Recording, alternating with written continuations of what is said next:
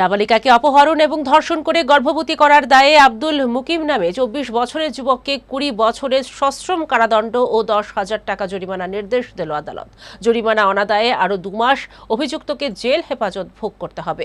বিলোনিয়া জেলা ও দায়রা বিচারক গোবিন্দ দাস এই নির্দেশ দিয়েছেন। ঘটনা ২০২২ সালের ১২ জুলাই দক্ষিণ জেলার সাবরুম মহকুমার নাবালিকা আগরতলা গেলে অভিযুক্ত আব্দুল মুকিম তাকে সেখান থেকে অপহরণ করে কৈলাসহর নিয়ে যায়। সেখান থেকে অভিযুক্ত ওই নাবালিকাকে মণিপুর নিয়ে যায় এবং সেখানে একটি হোটেলে অবস্থান করে।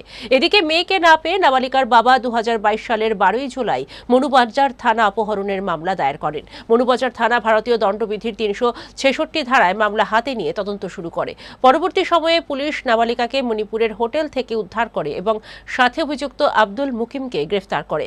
নাবালিকার জবানবন্দি মোতাবেক অভিযুক্ত ডিএনএ টেস্ট করা হয় এবং প্রমাণিত হওয়ায় ৩৬৬ ধারা পরিবর্তিত হয়ে ৩৬৩ এবং 6 অফ পক্সো ধারায় মামলা গ্রহণ করা হয়। তদন্ত শেষে তদন্তকারী police officer sub inspector Antony Jamatia Belonia আদালতে চার্জশিট পেশ করেন এবং আদালতে ১৪ জনের সাক্ষ্য বাক্য গ্রহণ করা হয়। মঙ্গলবার অভিযুক্তকে দোষী সাব্যস্ত করে তার শাস্তি ঘোষণা করে আদালত।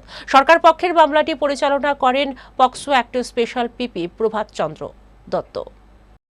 আমি Shri Prabhat Chandra Dutta, special PP, Belonia court.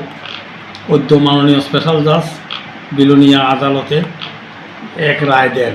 Special জাজ শ্রী গোবিন্দ দাস বিবাদী আব্দুল মুকিমকে ভারতীয় দণ্ডবিধির ৩৬৩ ধারায় ২ বছরের জেল এবং ২,০০০ টাকা জরিমানা, অনাদায়ে ১ মাসের জেল ও 6 পক্সো আইনে ২০ বছরের কারাদণ্ডের আদেশ দেন ও ১০,০০০ টাকা জরিমানা ঘোষণা করেন।